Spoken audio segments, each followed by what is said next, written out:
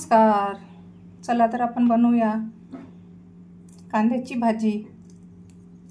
याला मी कांद्याच्या भाजीला मी 4 कांदे घेतले आणि असं लांब लांब आहे ना चिरून घेतलेलं आहे फोडी. आता या फोडी आहे ना आपल्याला फोडायच्या. त्याला लागणारं साहित्य बघा. इथे 2 टमाटर घेतले मी, कढीपत्ता, चवीपुरतं मीठ, हिरवी मिरची, लाल मिरची, आलं लसूण पेस्ट, कोथिंबीर, लाल तिखट आणि शेंगदाण्याचा कूट. सगळ्यात अगोदर आहे ना आपण हे कांदे आहे ना छान असं काढून घेऊत. त्याच्या पाकळ्या. खूप छान असते ही भाजी, खूप टेस्ट असते आणि आम्ही नेहमीच करत असतो. भाजीला काही नसते बघा घरामध्ये, तेव्हा नेहमीच मी करते आणि सगळ्यांनाच आवडते. माझ्या मिस्टरांना पण आवडते ही भाजी, मला पण आवडते. चपातीसोबत छान असते बघा. अशा फोडी आहे ना करून घ्यायच्या पूर्ण. असं पूर्ण काढून जितकं निघेल तितकं काढायचं, तसं काही नाही आहे.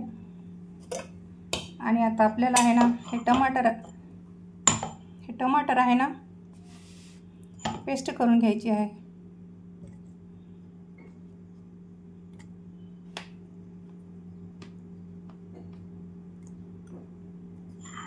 हे बघा पेस्ट बनवत आपण.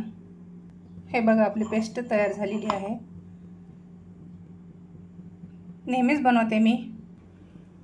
गॅसवर कढई ठेवली मी. आता त्याच्यामध्ये आपल्याला तेल घालायचं आहे. खूपच चवदार आणि खूपच टेस्टी असते. जेव्हा भाजीला काही नसते तर ही खूप छान असते. नक्की करून बघा.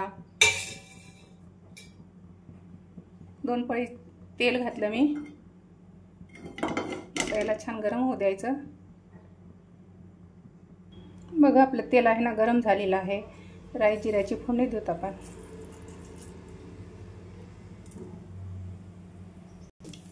कढीपत्ता, हिरवी मिरची, अद्रक लसूण पेस्ट. बघा आपला लसूण आहे ना छान शिजलेला आहे. आता आपण हे पेस्ट घालू त्याच्यामध्ये. बघा किती सुंदर कलर आलेला आहे. आणि नंतर आपण आता हळद घालू,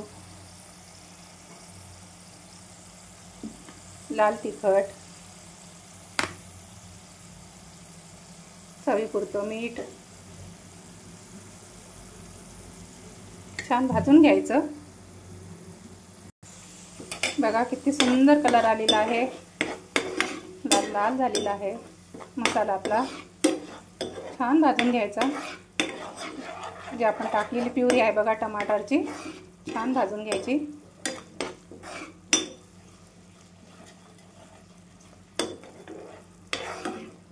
माझी रेसिपी तुम्हाला कशी वाटते नक्की कमेंट्समध्ये सांगा. आणि नेमकं आणखीन याच्यामध्ये काय टाकत असते ते पण सांगा. जेव्हा आम्ही लहान होतो तेव्हा अशीच भाजी बनवून खायचो. बघा किती छान कलर आलेला आहे.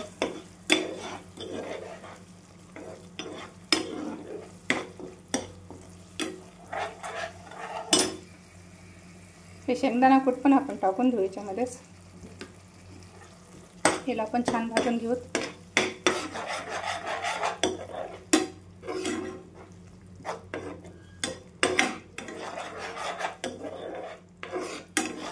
भाजलेलंच आहे पण तरी पण एकदा भाजून घेतलं तर छान असते. बघा किती छान शिजलेला आहे आपला मसाला आणि तेल सोडत आहे. याचा अर्थ की आपली जे मसाला टाकला आहे आपला तो शिजलेला आहे. छान तेल सोडत आहे बघा.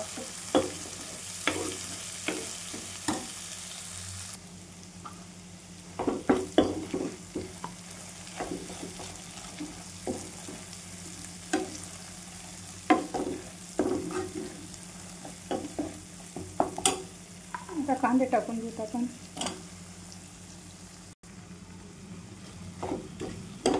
परतून घेऊत आपण. छान परतून घ्यायचं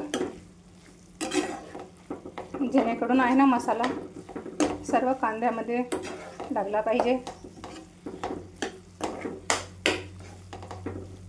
शेंगदाण्याचा कूट नसला तरी काही हरकत नाही, साधी पण करू शकता आणि टिफिनच्या डब्यासाठी तर खूप उपयुक्त आहे.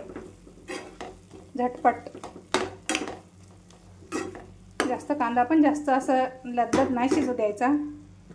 आता याच्यानंतर थोडं झाकण ठेवते मी 1-2 मिनिटपर्यंत. नंतर लिंबू पिळून घेऊ आपण.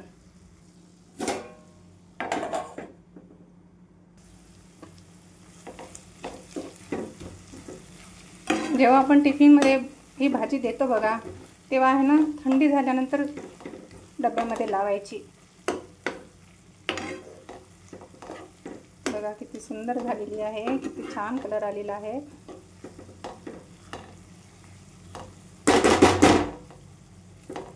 बघा आता आपली भाजी शिजलेली आहे. आता लिंबू पिळून घेऊत आपण.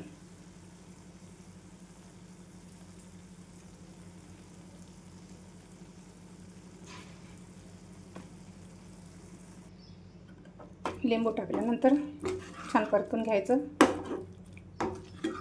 अशा प्रकारे. आणि कांदा जास्त शिजू नाही द्यायचं.